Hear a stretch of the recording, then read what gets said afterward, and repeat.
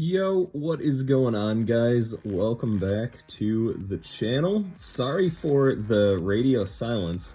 To those of you who are wondering what the hell is going on with this guy, he made like 4 videos and then dropped off the face of the earth. Basically, life's been happening, you know, moved into a new house.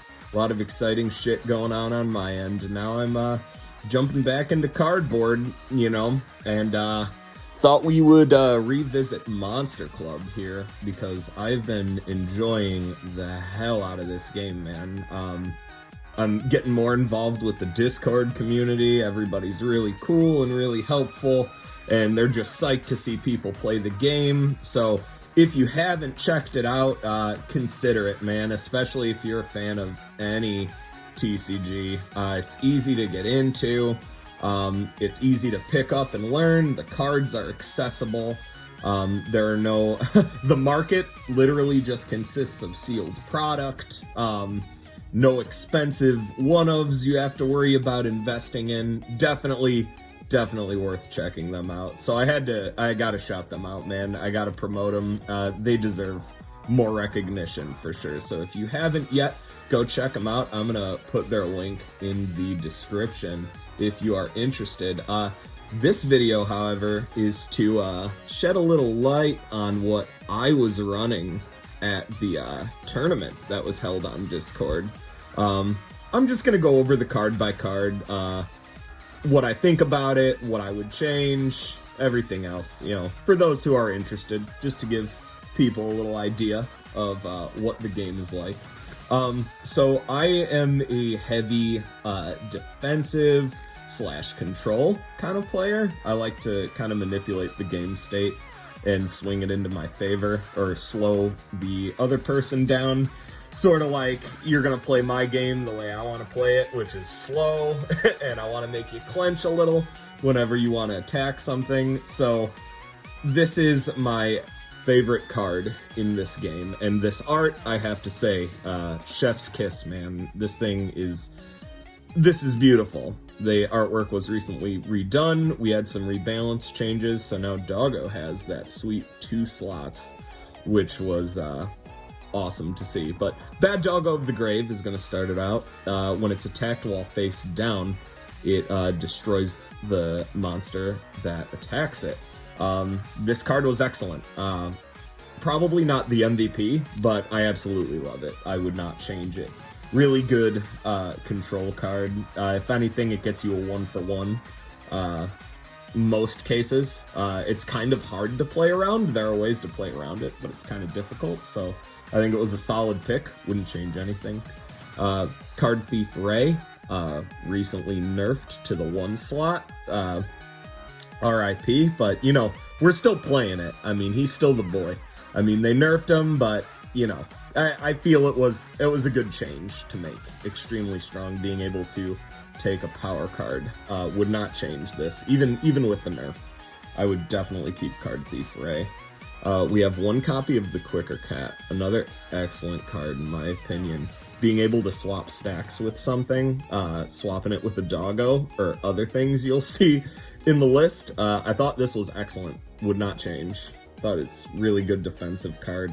Swapping stacks is sweet. Final Strike. Might change it, but it performs super well.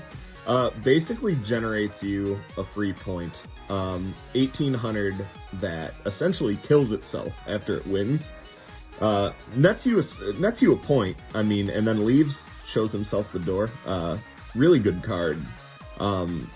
On the fence about it, but it's been testing really well, so I think I am going to keep him in the main deck. Room Service, yet another card that I would not change for anything. This card is excellent. Draw until you hold 5.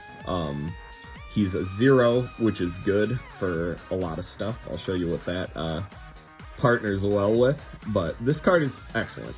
I mean, draw until you have 5. You can burn through a lot of resources, and then this guy's just gas. Just keeps getting you more fuel in the tank.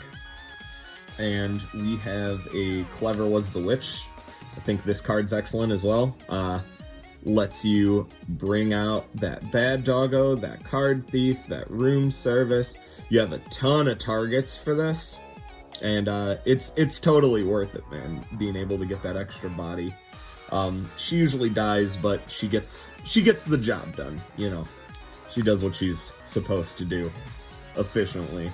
So I would keep her in. Dark Dingus, I also think this card is super underrated if you know how to play it correctly. I learned a lot about this card during the tournament, actually. The opposing stack, yeah, when it's attacked whilst face down, the facing stacks power cards are destroyed. So keyword facing stack. So it has to be in front of it. But still an excellent card, especially since we have ways to manipulate where it is. With cards like the Quicker Cat, you play cards like Return to Shadows, and other space manipulating cards in this deck to really benefit and like maximize what you get from it. So I think this card is excellent, wouldn't change it. And then lastly, this card is still being tested, but I have Mask in the Curtains. So the theory behind this is the low power score, it partners well with a lot of power cards in the deck, and I'll get to it.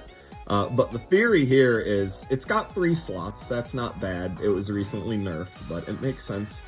It's paper, so we could Spirit Sword it. It's a concealed power target, which is really good. It's a grand power-up target. And it, you know, mid to late game, the theory is it's recurring. I mean, you can bring things back with this. Return a monster from your grave to your board. So I've had games where I would bring back like Final Strike or Room Service and just net those extra cards. Definitely it has utility built into it. So I'm keeping them in for now. I had Ghost in the Skull and swapped it out for this. I thought this was just the more efficient pick, but if anyone's got anything, please say the word. You know where to comment. So this is it for the monsters in the deck, actually. So all we're playing is 8 monsters in the main deck. So that's what we're working with here. Bad Doggo gets to stay on screen because I just love the artwork so much. So here are the stat buff cards. GP. GP is awesome. This card was really, really good. Would not change it. Cards with a monster, or monsters with a power score of 200 or lower get turned on by this. So I mean, we got Quicker Cat, Room Service, Dark Dingus, and Mask. Here are all your GP targets. It came up quite a lot, and totally worth it. I think it's really funny, if anything. And you gotta do things just for comedy sometimes. Concealed power, a grand for little stuff. I'm pretty sure everything in this deck is a target, except for Final Strike.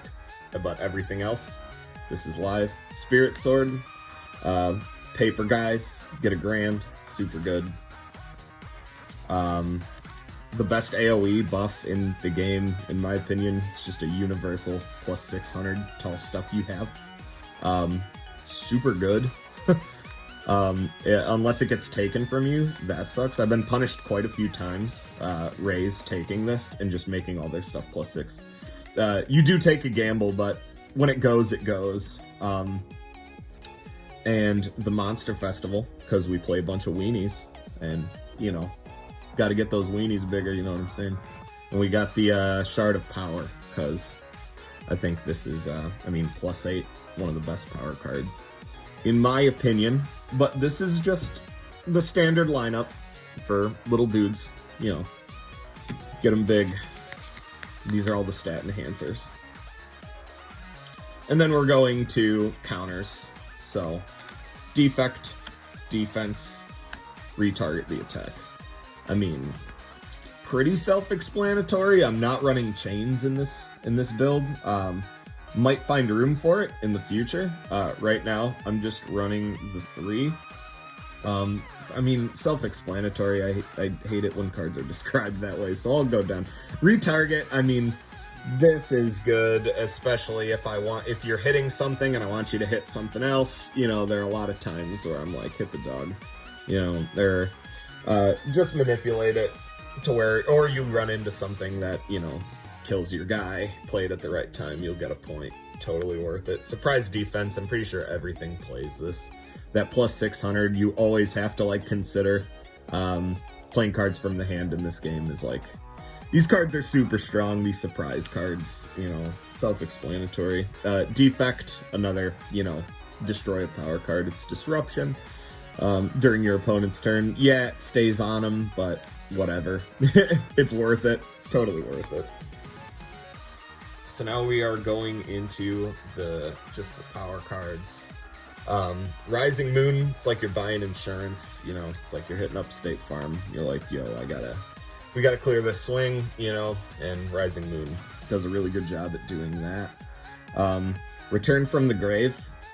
I found this was the best recurring from Grave card to play in this build. Grave Robbery in theory is pretty good also, but it might get, I need to test it more, but this did well. This is what I played in tournament, and you benefit from having multiple guys up. Like, for example, if you have a quicker cat and you return from Grave the dog and you set the dog, it's better to have, it's better to keep this as opposed to sending your guy to the grave and getting another one, because by himself it's less of a wall. This deck likes to wall up, and does a good job at doing that. So Return from the Grave. We got Monster Swap, because this just gives you a free point if played at the right time, especially giving them like a room service or something after you get all those cards off of it. It's a lot of advantage generation, and then you're giving them a 0 guy who usually just gets punched. One and done. Resurrection of Events, who doesn't like bringing back a power card? It's always a good time. Titan Neutralizer. This card was exceptionally well. Everything in this deck is very small except for Final Strike. The only card in this deck that conflicts with this is Final Strike, but there are ways to reset cards and, you know, turn them back on when you need them to be turned on. If you know how to not plague yourself with this when you have a Final Strike, then it's really good. But I would keep it in, honestly. I think it's awesome.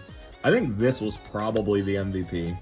Return to Shadows. This card enables so much funky shit to happen during a game. Being able to essentially reset your board and then kind of just replay it out however you want is really good. Setting your dog, your dingus, you know, all of those cards face down again, and your opponent not knowing where they are. They kind of just have to guess at it and figure it out.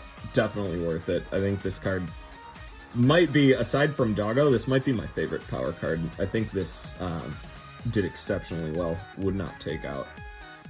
Hat Trick. This card won me a game. I gotta keep shouting out this card, man. This is the best thing ever.